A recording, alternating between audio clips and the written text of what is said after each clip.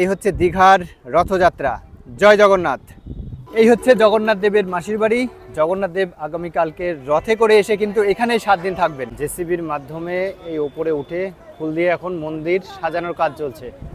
দীঘার প্রথম রথ কেমন লাগছে বলুন? খুব সুন্দর লাগছে, রথটা আমাদের খুব ভালো লাগলো, একবার পুরীর মতোই মনে হচ্ছে আর কি। পুরী রথযাত্রার পর বাঙালি পেল আরও একটা রথযাত্রা, দীঘা রথযাত্রা। যারা সময়ের অভাবে পুরী যেতে পারছেন না তারা অবশ্যই আসতে পারেন দীঘাতে। কিছুটা হলেও পুরী রথযাত্রার স্বাদ পাবেন এই দীঘাতে। তাই প্রথমবারের জন্য দীঘার রথযাত্রার সম্পূর্ণ ইনফরমেশন দেওয়ার জন্য আমি আজকে উপস্থিত দীঘাতে। গুড ইভিনিং সবাই কেমন আছেন? আশা করি ভালো আছেন, সুস্থ আছেন। নতুন একটা ভিডিওতে সবাইকে স্বাগত। আজকে 25শে জুন, সময় সন্ধ্যে 7টা। এখন আছি বাড়িতে। এখন বেরিয়ে পড়ছে আবার একটা নতুন জার্নিতে। আপনারা সবাই জানেন আগামী 27শে জুন রথযাত্রা, আর প্রথমবারের জন্য রথযাত্রা হতে চলেছে দীঘাতে। তাই ভাবলাম বেরিয়ে পড়ি দীঘার উদ্দেশ্যে। আর দীঘাতে প্রথমবারের রথযাত্রা ঠিক কেমন হতে চলেছে সেটাই আপনাদের সঙ্গে শেয়ার করব।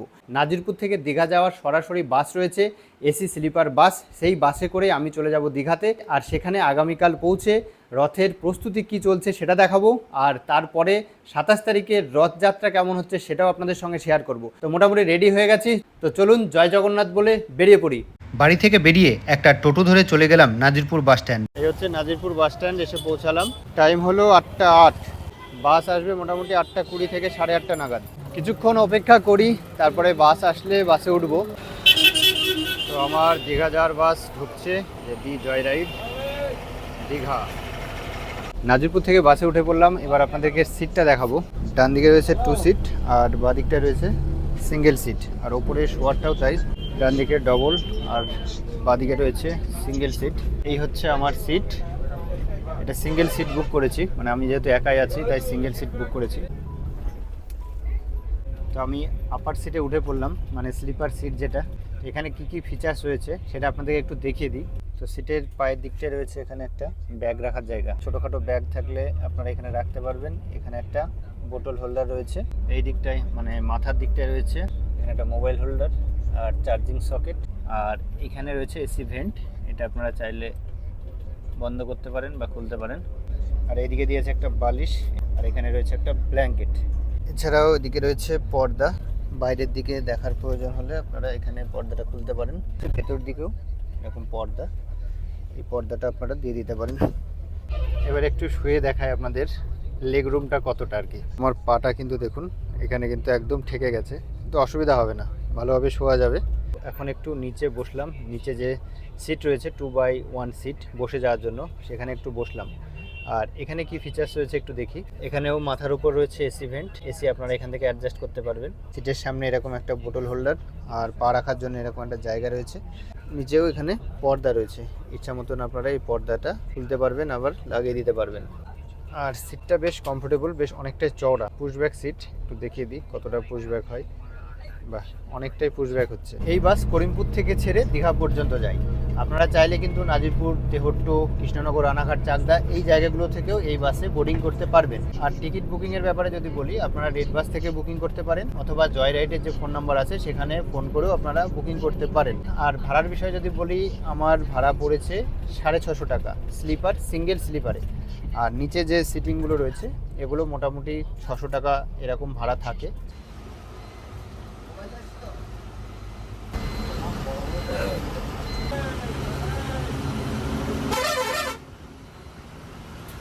টাইম হলো 10টা 9 আর বাস এসে পৌঁছালো কৃষ্ণনগর বাস স্ট্যান্ড। যারা কৃষ্ণনগর থেকে বুকিং করবেন তারা এখান থেকে উঠতে পারবেন। তো আমাদের বাস এসে দাঁড়ালো কৃষ্ণনগর। এই হচ্ছে শঙ্কর হোটেল, বিরাট বড় এরিয়া নিয়ে হোটেলটা। আর এখানে প্রচুর গাড়ি পার্কিং করার জায়গা রয়েছে এই শঙ্কর হোটেলের সামনে। কলকাতা শিলিগুড়ির যত বাস রয়েছে, ভলভো বাস, সব কিন্তু এখানে এসেই দাঁড়ায়। আর এখানে খাওয়া দাওয়া করে সব, এখানেই 20 মিনিট হল্ট দেয়। এই হচ্ছে শঙ্কর হোটেল কৃষ্ণনগর। ভিতরেও প্রচুর বসার জায়গা, অনেকে এখানে বসে একসঙ্গে খাওয়া দাওয়া করতে পারবে। মোটামুটি 100-র উপরে সিট আছে মনে হচ্ছে। রয়েছে চায়ের ব্যবস্থা, সরপুরিয়া, সরভাজা, সমস্ত কিছু। এখান থেকে একটা চা নিয়ে নিলাম, 15 টাকা কাপ চা এখানে। বাস এখানে 20 মিনিট দাঁড়ায়। আপনারা চাইলে এখান থেকে ডিনারটা কমপ্লিট করে নিতে পারেন। আমি যদি একটু চা খেয়ে নিলাম, কারণ আমি বাড়ি থেকে খাবার নিয়ে এসেছি। বাস ছাড়লে বাসে উঠে খাবো। জল আর বিস্কুট দেওয়া হচ্ছে বাসে এরকম। এখন রানাঘাট পার করছি আর হালকা হালকা বৃষ্টি হচ্ছে, রাস্তা ভেজা ভেজা দেখতে পাচ্ছেন।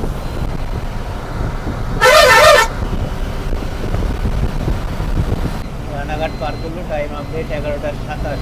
টাইম 1:55। আমাদের বাস এসে দাঁড়ালো প্ল্যানেটে। এখানে 20 মিনিট মতো দাঁড়াবে আমাদের বাস, তারপরে আবার ছাড়বে। কিছুক্ষণ ঘুমিয়ে পড়েছিলাম, আবার বাস ছাড়লে উঠে ঘুমিয়ে পড়বো। তারপরে তো সকালবেলা পৌঁছে যাচ্ছি দীঘাতে।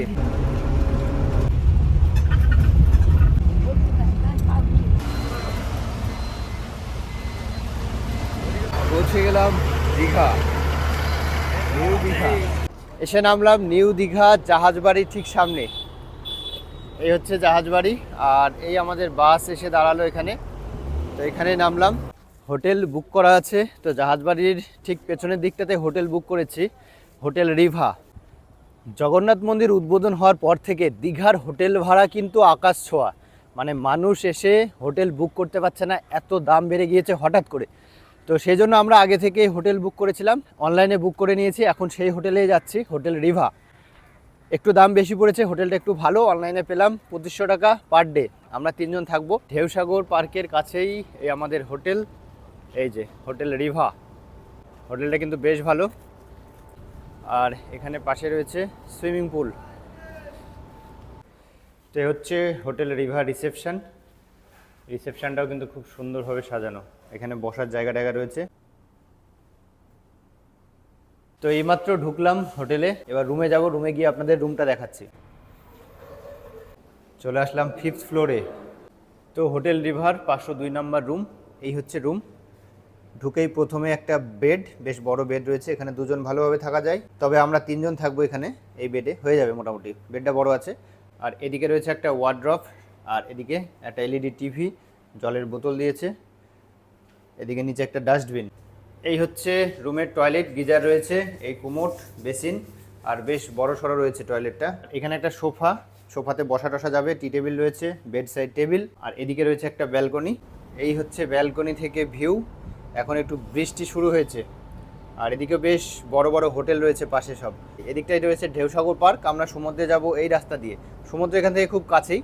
একটু ফ্রেশ হয়ে বেরিয়ে পড়বো দীঘা রথযাত্রার প্রস্তুতি দেখাতে। হোটেলে এসে একটু ফ্রেশ হয়ে বেরিয়ে পড়লাম মন্দিরের উদ্দেশ্যে। এখন যাব মন্দিরে। মন্দিরে গিয়ে পুরো রথের আপডেট আপনাদের সামনে তুলে ধরবো। হাঁটতে হাঁটতে পৌঁছে গেলাম স্টেশনের কাছে। এটা হচ্ছে station, Digha station. Digha station ছাড়িয়ে একটু সামনে হেঁটে গেলেই মন্দিরটা পাওয়া যাবে। এখন রথের সময়তেও কিন্তু এরকম জলের কাউন্টার করা হয়েছে। সামনে মন্দির, মন্দিরের আগে এরকম ব্যারিকেড, বাঁশের ব্যারিকেড করা আছে। দর্শনার্থীরা এই রাস্তা দিয়ে হেঁটে হেঁটে যেতে পারবে। তো এখন চলে আসলাম মন্দিরের সামনে। আর মন্দির কিন্তু এখন ফুল দিয়ে সাজানো শুরু হয়ে গেছে। এই যে জেসিবির মাধ্যমে এই ওপরে উঠে ফুল দিয়ে এখন মন্দির সাজানোর কাজ চলছে। কালকেই রথযাত্রা, তার আগেই ঠিক সাজানোর কাজ শুরু হয়ে গেছে অলরেডি। রথ তো ভেতরেই আছে, চেষ্টা করব ভেতরে গিয়ে আপনাদের রথটা একটু দেখানোর। প্রচুর ফুল অলরেডি এখানে চলে এসেছে মন্দির সাজানোর জন্য। আর মন্দির সাজানোর কাজ অলরেডি শুরু। আর এখানে রয়েছে প্রচুর সিভিক ভলেন্টিয়ার্স, সব নিজের নিজের ডিউটি বুঝে নিচ্ছে। যা দেখতে পাচ্ছি রথের প্রস্তুতি কিন্তু শুরু হয়ে গেছে। প্রচুর সিকিউরিটি রয়েছে মন্দিরের সামনে। আর মন্দির সাজানোর কাজ অলরেডি শুরু। মেন যে আকর্ষণ আজকে রথযাত্রা, সেই রথযাত্রার রথ কত দূর তৈরি হলো, কত দূর সাজানো হলো, সেটাই কিন্তু দেখার জন্য সবাই উদ্গ্রীব হয়ে আছে। আমিও আছি। আর রথ আছে ভেতরে, চেষ্টা করব ভেতরে গিয়ে সেটা আপনাদেরকে দেখানোর। মন্দিরের ভেতর ঢোকার জন্য এইভাবে লাইন দিয়ে ঢুকতে হচ্ছে, এই 2 নম্বর গেট দিয়ে। শুধুমাত্র 2 নম্বর গেট দিয়ে এখন দর্শনার্থীরা প্রবেশ করতে পারছে। এখান থেকে লাইন শুরু হচ্ছে, এখান দিয়ে হেঁটে গিয়ে 2 নম্বর গেট দিয়ে ভেতরে ঢুকতে হবে মন্দিরের। তো আমিও যাব এখন। তো চলে আসলাম মন্দিরে প্রবেশ করার লাইনে। তো ভেতরে প্রবেশ করি, তারপরে দেখি ভেতরের কি দৃশ্য। এই প্রবেশ করলাম মন্দিরের ভেতরে। মন্দির চত্বর কিন্তু ফাঁকা ফাঁকাই রয়েছে আজকে। মন্দিরে ঢোকার জন্য নির্দিষ্ট জায়গায় জুতো খুলে তারপরে মন্দিরে লাইন দিয়ে ঢুকতে হবে। আর সঙ্গে রাখতে পারবেন মোবাইল আর মানি ব্যাগ। এটা হচ্ছে মন্দিরের মূল প্রবেশ পথ। এখান দিয়ে আপনাকে প্রথমে প্রবেশ করতে হবে, তারপরে আস্তে আস্তে মন্দিরে যেতে পারবেন। এইখানে তৈরি হচ্ছে দীঘার রথ। মন্দিরের পশ্চিম দিকটাই এইখানে পরপর রথগুলো তৈরি হয়েছে। আর এই জগন্নাথ, বলরাম, সুভদ্রা 3টে রথ এখানে কিন্তু রাখা হয়েছে। আর রথগুলো কিন্তু অনেকটাই পুরীর রথের আদলেই তৈরি করা হয়েছে, যেহেতু মন্দিরটাও পুরীর রথের আদলে তৈরি। আর রথগুলোও কিন্তু একেবারে পুরীর রথের আদলেই তৈরি, যদিও একটু উচ্চতাটা কম হতে পারে, কিন্তু দেখতে একেবারে পুরীর রথের মতো। ওই দূরে পেছনে রয়েছে রথ, ওখানে রথ সাজানো হচ্ছে। আর আজকে কিন্তু প্রচণ্ড সিকিউরিটির কড়াকড়ি রয়েছে, যে কারণে রথের কাছে কাউকেই যেতে দিচ্ছে না। এই পর্যন্ত আসতে দিচ্ছে, এরপর এরকম ব্যারিকেড, এই ব্যারিকেডগুলো দেওয়া আছে, এরপরে আর ভেতরে যেতে দিচ্ছে না। কালকে সিএম আসবে, সেই জন্য কিন্তু একটু সিকিউরিটির চাপাচাপি রয়েছে। তো যাই হোক, একটু দূর থেকে আপনাদেরকে জুম করে রথটা দেখাচ্ছি। তবে কালকে কিন্তু এই রথ চলে আসবে একদম মন্দিরের মূল গেটের বাইরে, রাস্তার ধারে। আর কালকে কিন্তু আপনাদেরকে রথটা বেশ ভালোভাবে দেখাতে পারবো। আর রথ সাজানোর যত ফুল সব এখানে রয়েছে, এখান থেকেই রথ সাজানোর প্রিপারেশন চলছে। আর রথটা রাখা রয়েছে এই দিকে, এই যে রথ। কোথা থেকে এসছেন? আমরা সারগাছি, মুর্শিদাবাদ। হ্যাঁ, মুর্শিদাবাদ। রথযাত্রা উপলক্ষে এসেছি আমরা। দীঘার প্রথম রথ কেমন লাগছে বলুন? খুব সুন্দর লাগছে, রথটা আমাদের খুব ভালো লাগলো। মন্দির কি প্রথম দেখলেন? হ্যাঁ, মন্দির আমরাও প্রথম দেখছি, একবার পুরীর মতোই মনে হচ্ছে আর কি। একদম পুরীর মতো তৈরি করা হয়েছে। আর জগন্নাথ দেবের দর্শন হলো? হ্যাঁ, দর্শন করলাম, খুব সুন্দরভাবে দর্শন হলো। পুরীর রথের মতো দীঘাতেও রয়েছে 3টে রথ। লাল হলুদ কাপড়ে মোড়া জগন্নাথ দেবের রথ, এই রথের নাম নন্দীঘোষা। লাল কালো কাপড়ে মোড়া এই রথে থাকেন বোন সুভদ্রা, এই রথের নাম দর্পদোলনা।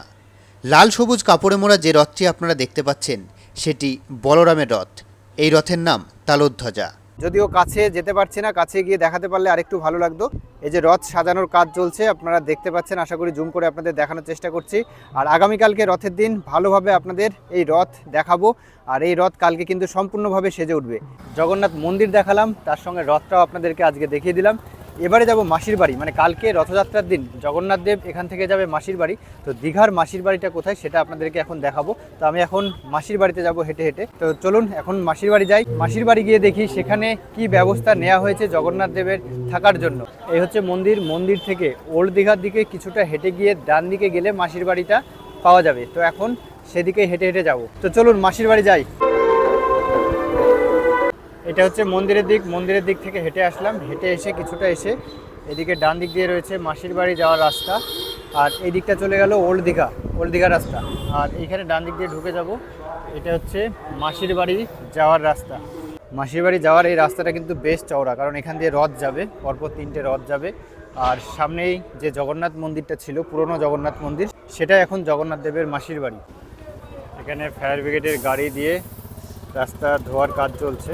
ফায়ার ব্রিগেডের গাড়ি দিয়ে রাস্তা পরিষ্কারের কাজ চলছে। মাসির বাড়ির রাস্তা এটা, মাসির বাড়ি যাওয়ার রাস্তা। এরকম ফায়ার ব্রিগেডের গাড়ি দিয়ে একদম জল দিয়ে পরিষ্কার করে ধোয়া হচ্ছে, তারপরে এইভাবে ঝাঁটা দিয়ে ঝাড় দেওয়া হচ্ছে, মানে একদম নিট অ্যান্ড ক্লিন করা হবে এই মাসির বাড়ির রাস্তা। আর সামনে একদম সমুদ্রের ধারে রয়েছে মাসির বাড়ি। এটা হচ্ছে পুরনো জগন্নাথ মন্দির। আর এখানে একটা নতুন মন্দির তৈরি করা হয়েছে। এই মন্দিরেই জগন্নাথ দেব এসে এখানেই থাকবেন। এখানে কিন্তু জগন্নাথ, বলরাম, সুভদ্রা 3টে মূর্তি এখানে অলরেডি রয়েছে। আর শ্রী জগন্নাথ দেবের মন্দির, এটা স্থাপিত হয়েছে 1410 সালে। আর জগন্নাথ দেবের আগমনের জন্যই কিন্তু এই জগন্নাথ দেবের মাসির বাড়ি এলাকা একদম পরিষ্কার করে ঝাঁ চকচকে করা হচ্ছে। একদম সমুদ্রের পাড়েই রয়েছে জগন্নাথ দেবের মাসির বাড়ি। এইটা হচ্ছে জগন্নাথ দেবের মাসির বাড়ি, যেটা নতুন তৈরি হয়েছে। আর এটা কিন্তু এই যে জগন্নাথ দেবের যে আদি মন্দির রয়েছে তার ঠিক পাশেই এই মাসির বাড়িটা তৈরি হয়েছে। And cultural transformation that has taken place in West Bengal. এখানে রয়েছে রেস্কিউ বোট, কেউ কোনো বিপদে পড়লে কিন্তু এই রেস্কিউ বোট দিয়ে তাদেরকে উদ্ধার করা হবে। জগন্নাথ দেব মাসির বাড়ির পাশেই এই সমুদ্র সৈকত, দারুণ সুন্দর। এই জায়গাটা কিন্তু সুন্দরভাবে বাঁধানো হয়েছে। মাসির বাড়ির দিক থেকে হেঁটে আসছি। আর এই যে রাস্তাটা, এটা কিন্তু একদম নিউ দীঘার সঙ্গে কানেক্টেড। তাই এই সমুদ্রের ধার দিয়ে যে রাস্তা রয়েছে এদিক দিয়ে সোজা চলে যাব। তো মন্দির ঘোরা হলো, মাসির বাড়ি ঘোরা হলো, এবার যাচ্ছি হোটেলে। হোটেলে গিয়ে সেখান থেকে চলে যাব সমুদ্রে একটু স্নান করতে, কারণ দীঘা আসলে সমুদ্র স্নান কিন্তু একটু করতেই হবে। হোটেল থেকে বেরিয়ে পড়লাম, এবারে যাচ্ছি সমুদ্র স্নান করতে। দীঘাতে আসলে সমুদ্র স্নান তো মাস্ট করতেই হবে। মন্দির, রথ সবই আপনাদের মোটামুটি আজকে দেখালাম। এবারে স্নান করে এসে রুমে এসে ভিডিও শেষ করব, নাহলে ভিডিওটা অনেক বড় হয়ে যাবে। তো চলুন সমুদ্রে গিয়ে দেখি দীঘা সমুদ্রে এখন কেমন ভিড়, কেমন অবস্থা। আর বিচে যাওয়ার রাস্তাটা কিন্তু বেশ সুন্দরভাবে বানানো, এই যে সমুদ্রের কাছাকাছি আসতেই সমুদ্রের যে গর্জন সেটা কানে আসলেই কিন্তু আনন্দে মন ভরে ওঠে। মনে হয় কখন গিয়ে একটু ঝাঁপিয়ে পড়বো সমুদ্রের জলে।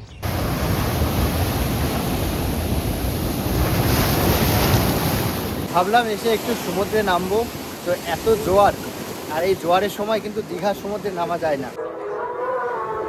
এখান দিয়ে নামার জায়গা, কিন্তু এখানে এই যে বাঁশ বাঁধা রয়েছে, কাউকে এখন জলে নামতে দিচ্ছে না। আপনাদের একটা ইনফরমেশন দিয়ে রাখি, দীঘাতে যখন জোয়ার চলবে তখন কিন্তু কেউ স্নান করতে নামতে পারবে না, একদম কঠোরভাবে নিষিদ্ধ, কারণ এই সময় সমুদ্রে নামলে বিপদ হতে পারে। তাই আপনারা জোয়ারের টাইমে স্নান করার জন্য আসবেন না সমুদ্রে। যখন ভাটা থাকবে তখন দীঘার সমুদ্রে নামা যায় আর সুন্দরভাবে স্নান করা যায়।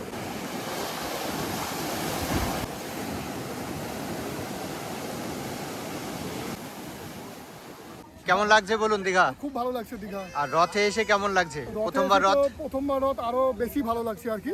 আগে ঘুরে গিয়েছি, আগে শুধুমাত্র সমুদ্র বা যেগুলো লোকাল ঘোরার জায়গা ছিল সেইগুলো দেখা হয়েছিল। এবার আমাদের রথ এবং জগন্নাথ মন্দির উপরই পাওনা আর কি। একদম। কোথা থেকে এসেছেন? আমরা এসেছি মুর্শিদাবাদ থেকে। বাহ, খুব সুন্দর। এখানে জেঠিমারা আছে, আপনাদের কেমন লাগছে? খুব ভালো লাগছে। প্রথমবার দেখলেন মন্দির? প্রথম আমরা জগন্নাথের মন্দির দেখবো। এর আগে দীঘায় এসেছি আমরা, কিন্তু এবার দ্বিতীয়বার আমি জগন্নাথকে দর্শন করবো। এখন একদম। মন্দির তৈরি দেখছিলাম, এবার ঠাকুর থাকবে মন্দিরে। মন্দির দেখবেন, রথ দেখবেন। রথ দেখবো, রথের দড়ি ধরবো। রথের আগের দিন দীঘা এসে পৌঁছালাম, আর দীঘা রথের প্রস্তুতি যতটা পারলাম আপনাদের সঙ্গে শেয়ার করলাম। আগামীকাল রথযাত্রা, আর আগামীকালকেও আমি কিন্তু দীঘাতেই থাকবো, আর দীঘার প্রথম রথযাত্রা কেমন হয় সেটাই কিন্তু আপনাদের সঙ্গে শেয়ার করব। তো আজকের ভিডিওটা কিন্তু আর বড় করব না, আজকের ভিডিওটা এখানে শেষ করব। সবাই ভালো থাকবেন, সুস্থ থাকবেন, দেখা হচ্ছে পরের ভিডিওতে। টাটা।